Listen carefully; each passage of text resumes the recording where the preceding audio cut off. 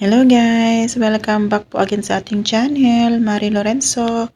So for today's video guys ay mag-share lang tayo ng basic tutorial kung paano maglagay ng caption sa ating mga video sa Facebook Reels. So hindi na po bago ito. So i-share ko na lang din po para po sa mga hindi pa po nakakaalam nito kung paano maglagay ng caption sa ating video sa ating Facebook Reels na hindi mo na kailangang i-edit pa sa CapCut. So, wag na tayong magpaligoy-ligoy pa. Punta na po tayo sa ating Facebook. So, dito po sa ating Facebook, puntahan po natin si Reels. So, dito po sa Facebook Reels, pag nag-upload po tayo ng video dito, so, kailangan po natin lagyan yun ng caption. So, pili po tayo dito ng isang video. Ito na lang, maigsi lang. Okay, ito po yung video na lalagyan natin ng caption.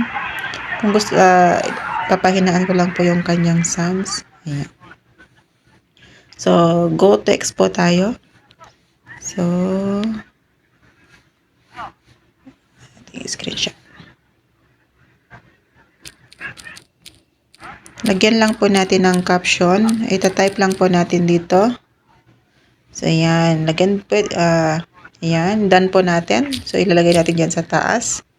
So, yung next naman po na caption nilalagay natin, ito po yung nakikita nyo sa caption sa mga Facebook Reels na sunod-sunod na lumalabas yung kaniyang caption. So, yan. Maglagay ito tayo dito. So, done po natin. Ilagay natin dito sa may baba. Yan. So, yan. So, lagay po tayo ng isa pa.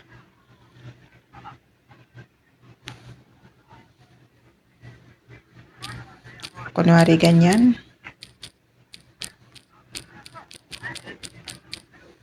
Done po natin. So, ayan. Ito po yung caption kung makikita nyo doon sa mga Facebook Reels na sunod-sunod na lumalabas. Pwede rin po natin baguhin yung kanyang kulay. Touch po natin yung text.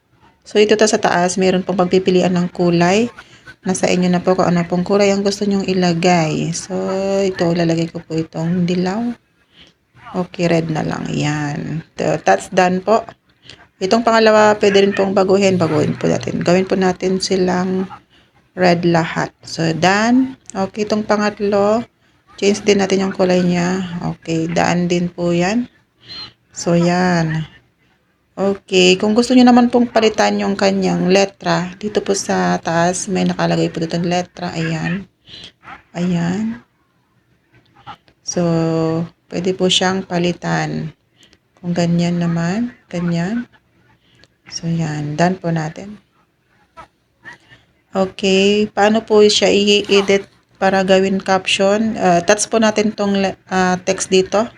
So, dito sa taas, mayroon siyang ditong clock. Pindutin po natin tong clock. So, dito po natin siya maia-adjust. So, ayan.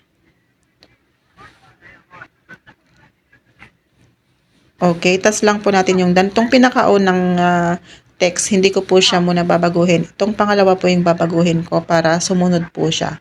So, touch natin yung pangalawang text at text po natin yung clock sa taas. And then, i-adjust, ilolong press mo lang po ito at i-adjust mo ng konti paatras. So, ayan. Pagkatapos po ay touch po natin yung done. Ganun din po gagawin natin sa pangatlong caption. So, touch po natin yung text and then touch po natin ulit yung clock sa taas. And then, i-adjust din ulit natin dito ng mas malayo konti doon sa pangalawa. So, ganyan. So, touch ulit natin yung done. So, i-preview po natin.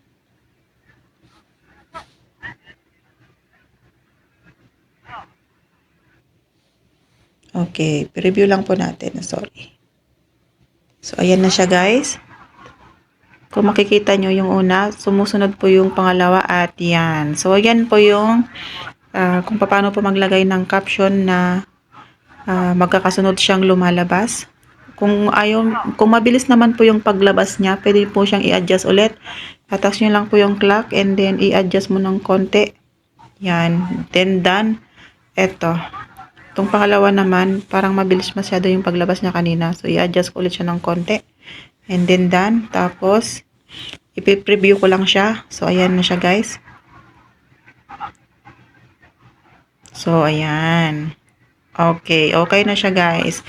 Oh, ganun lang po maglagay po ng caption na hindi po sila sabay-sabay lumabas, yung magkakasunod po silang lumalabas. So, hope you like it my video guys. Happy New Year to everyone. Thank you for watching. Please like and subscribe po kung nagustuhan niyo po yung ating video. Bye. God bless.